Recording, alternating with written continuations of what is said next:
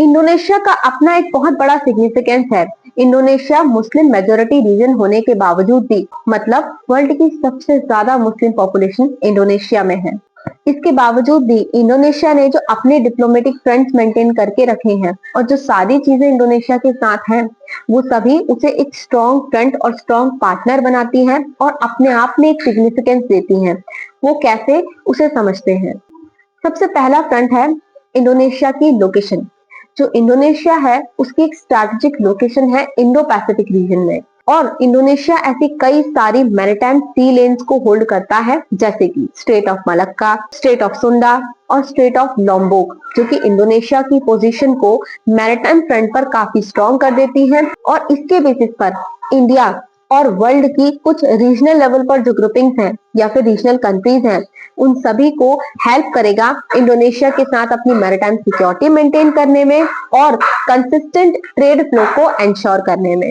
अब second front आता है जो इंडोनेशिया की नेचुरल रिसोर्सेज हैं उनका। जो इंडोनेशिया है वो इतने रिच नेचुरल रिसोर्सेज होल्ड करता है, जैसे कि कॉपर, निकल, आयरन, गोल्ड, कोकोआ, रबर और कई सारी और बहुत ज्यादा रिच नेचुरल रिसोर्सेस, जो उसको एक की सप्लायर बना देते हैं ग्लोबल मार्केट में। और ये जो सिग्निफिकेंस है इंडोनेशिया का, ये कई सारी कंट्रीज को हेल्प करता है अपनी एनर्जी सिक्योरिटी मेंटेन करने में और नेचुरल रिसोर्सेज की अवेलेबिलिटी लेने में।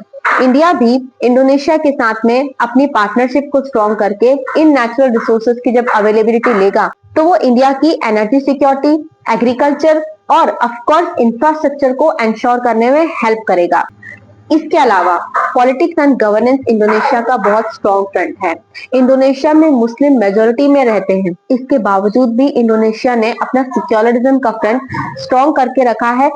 और इन सभी चीजों में सबसे ज्यादा स्ट्रॉन्ग है इंडोनेशिया का यूनिक पंचशील कॉन्स्टिट्यूशन।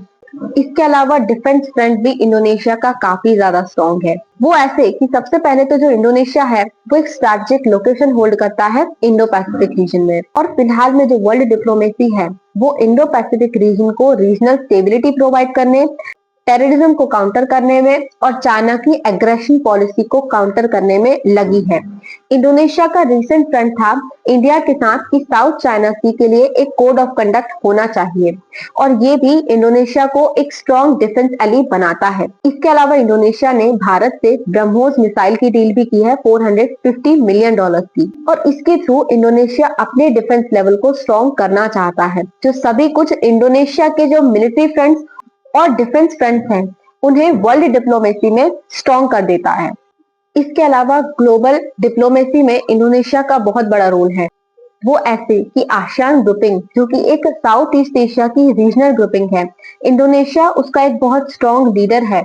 और रीजनल कंट्रीज और स्पेशली इंडिया इंडोनेशिया के साथ अपने रिलेशंस को मेंटेन करके अपना फ्रंट रीजनल लेवल पर स्ट्रॉन्ग कर सकता है, और ये पूरे वर्ल्ड की जो डिप्लोमेसी है उसमें एक स्ट्रॉन्ग रोल प्ले करेगा। ये सब कुछ साबित करता है कि इंडोनेशिया जब तक कट्टरवाद से दूर है, जब तक इंडोनेशिया में बांग्लादेश जैसा कट्टरवाद, पाकिस्तान जैसा कट्टरवाद हावी नहीं है, तब तक इंडोनेशिया वर्ल्ड डिप्लोमेसी में एक बहुत स्ट्रॉन्ग रोल प्ले करेगा, जो कि इंडिया के लिए काफी हेल्पफुल रहेगा।